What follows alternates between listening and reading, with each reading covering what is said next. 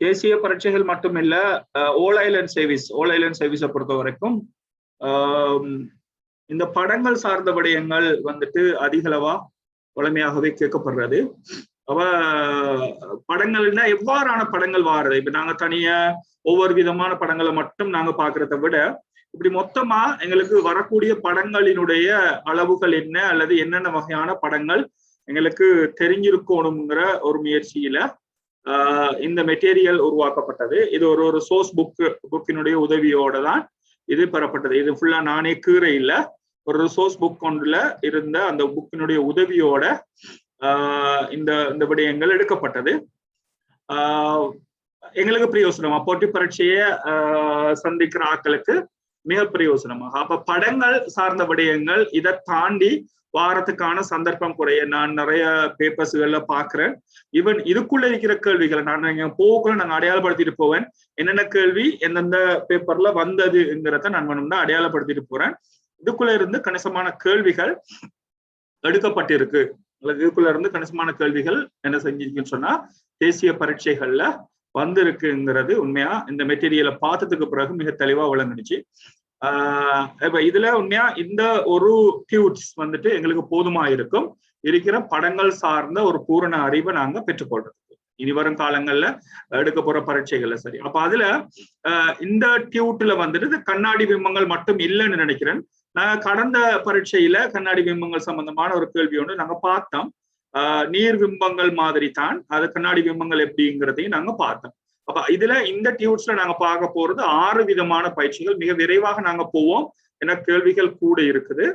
அதனால ஒட்டுமொத்தமா நாங்க இதுல இருக்கிற கொமனான விடயங்கள், பொதுவான விடயங்களை நாங்க விட்டுட்டு நீங்க அதில் தெளிவுபடுத்திக் கொள்ளலாம். பயிற்சிகளுக்குள்ள இருந்து நாங்க போவோம். இதெல்லாம் வாய்ச்சி பார்க்கலாம். நீங்க வாய்ச்சி பார்த்தீங்கன்னு சொன்னா உங்களுக்கு மிக தெளிவான விடயங்கள் இதில் கொடுக்கப்பட்டிருக்குது. தர்க்க ரீதியாக வகையில் 3 அல்லது 4 உருவப்படங்கள் கொடுக்கப்படும். முதலாவது விஷயம் இதுல பிராக்டிக்கலா சொல்லப்பட்டிருக்கிறது, அடுத்து வரும் படங்களை காணுதல்.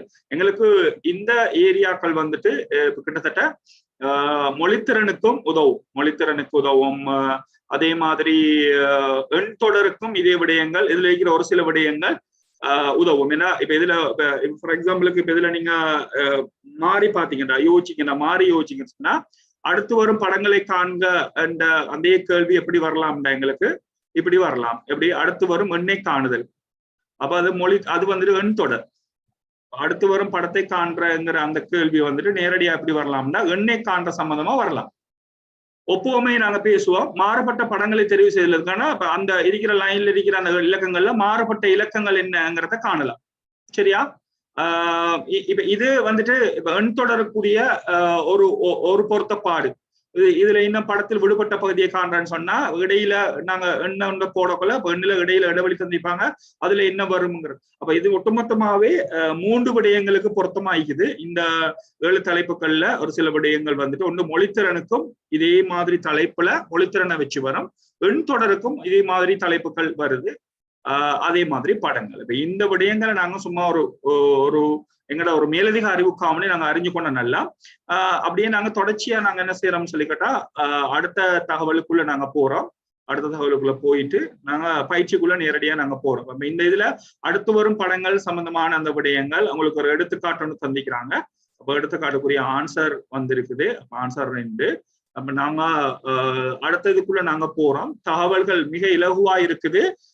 இலகுவாகி அப்படியே என்ன செய்யுதுன்னு சொன்னா திரும்ப அது ஹார்டாகி போகும்.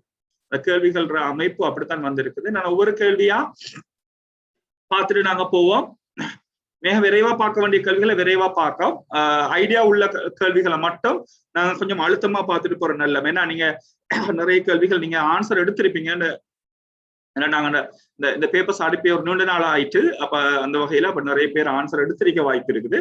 அப்ப இதுல நாங்க முதலாவது இந்த விடயங்கள்ல நாங்க பார்த்துட்டு நாங்க போகலாம். முதலாவது கேள்விக்கு ஆன்சர் யாராவது எடுத்தாக்கள் என்ன ஐடியான்றது சொன்னா நாங்க அதுக்கு பிறகு நாங்க ஸ்பீடா நாங்க போறோம். முதலாவது கேள்வி யாரும் எடுத்திருந்தா என்ன ஐடியா டக்குனு கிளிக் ஆயிடுச்சு உங்களுக்கு? மேலுக்கு இருக்கிற வட்டம் வந்துட்டு குறைஞ்சு கீழே இருக்கிறது கூட. ஓகே, ஒன்று வேற ஐடியா அதை விட இன்னும் கிளிக்கா பார்த்த உடனே அடையாளப்படுத்தக்கூடிய மாதிரி ஒரு ஐடியா? மொத்த எண்ணிக்கை 6.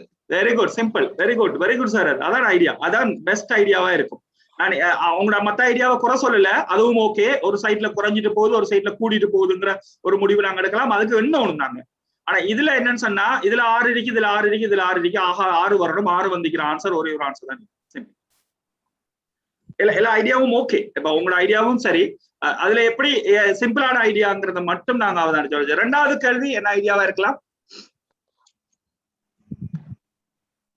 என்ன ஐடியா வரைக்கும் ரெண்டாவது கேள்வி?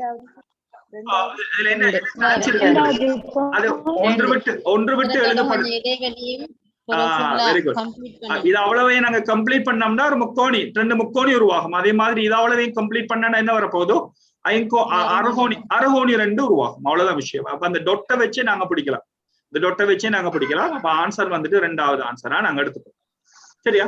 மூன்றாவது கேள்விக்கு ஐடியா? மூன்றாவது. ஏன் மூன்றாவது? ரெண்டாவது. ஓகே. கீழ இருக்கிறது வந்துட்டு மேலுக்கு போகுது, அப்படி அந்த பாக்ஸ் வந்துட்டு மேலுக்கு ஏறுது.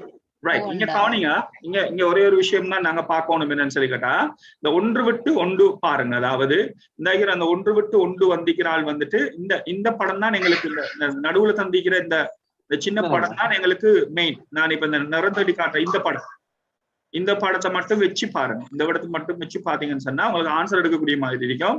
இந்த படத்துல ஒன்று, இதுக்கு கீழே ஒரு ஆள் வந்திக்காரு, இதுக்கு கீழே ஒரு ஆள் வந்திக்காரு. அப்ப நிச்சயமா இங்க வர வேண்டிய ஆள் வந்துட்டு யாரும் வரமாட்டார்னா, இவர் வரமாட்டார், இவரும் வரமாட்டார், இவரும் வரமாட்டார். அப்ப யாரு வரணும்? இந்த கேள்வி தெளிவானு பாருங்க. இந்த டீடைல்ஸை வச்சு மட்டும் தான் இருக்கு. இதுக்கு கீழே ஒன்று விட்டு ஒன்று ஒரு ஆள் வந்திருக்கு, இதுலயும் அதுக்கு கீழே ஒரு ஆள் இருக்குது, இதுலயும் ஒரு ஆள் இருக்குது. அப்படி எடுத்தோம்னு சொன்னா, இப்ப இதுல எங்களுக்கு இன்னைக்கு வர வேண்டிய ஆள் யாருன்னு சொன்னா, கடைசி ஆள் யாரா இருக்கணும்னா இவரை தான் இருக்கும். இந்த நீளமான சமூகமா தான் நிக்கணும். அப்ப நீளமான சமூகம் கடைசியா வந்திக்கிற ஆன்சர்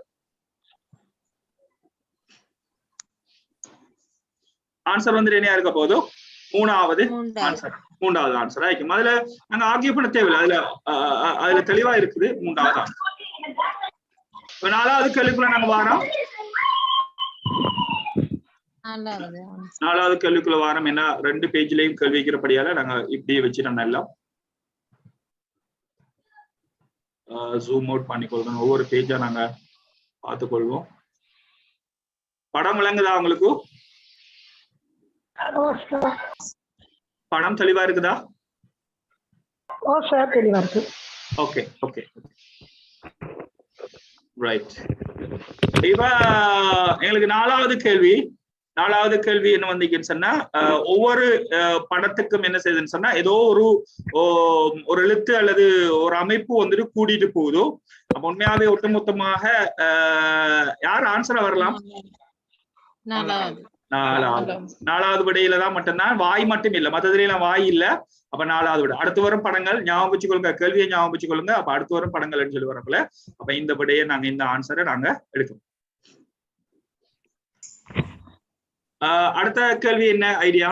அடுத்த கேள்வி, 5வது கேள்வி யாராவது?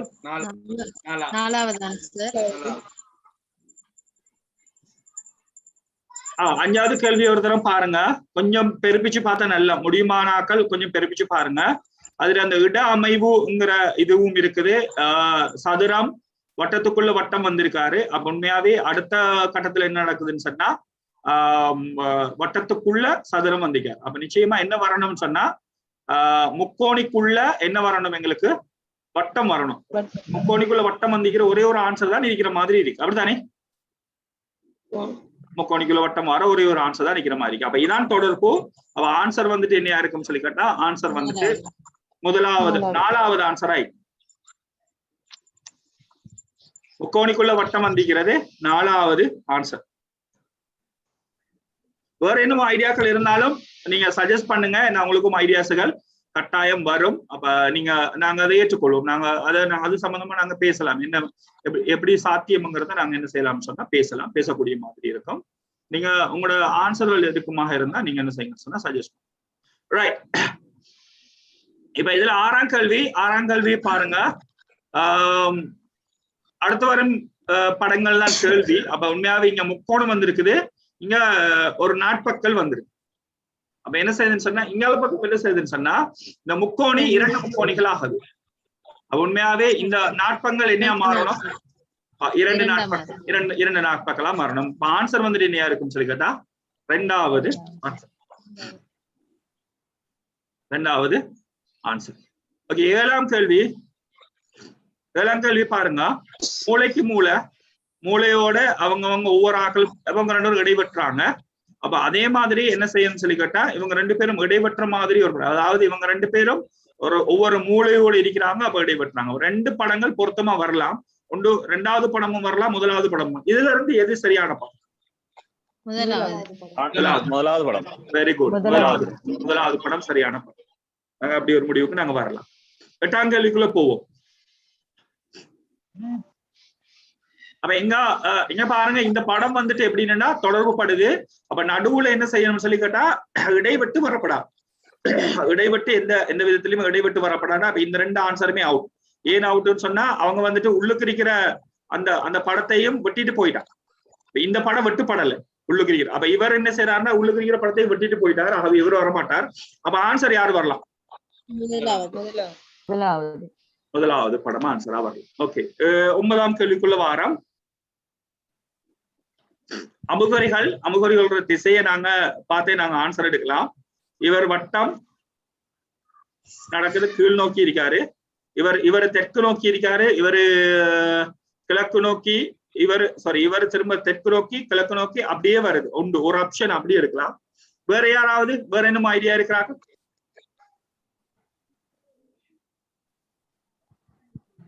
என்ன ஆன்சர் வரலாம்?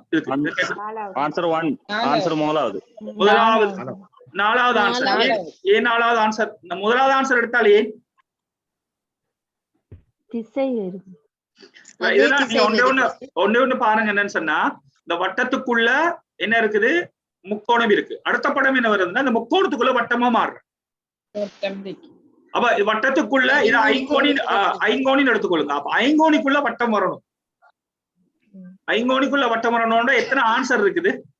ஐங்கோணிக்குள்ள வட்டம் மாற எத்தனை ஆன்சர் இருக்குது? ஐங்கோணிக்குள்ள வட்டம் மாற 3 ஆன்சர் இருக்குது.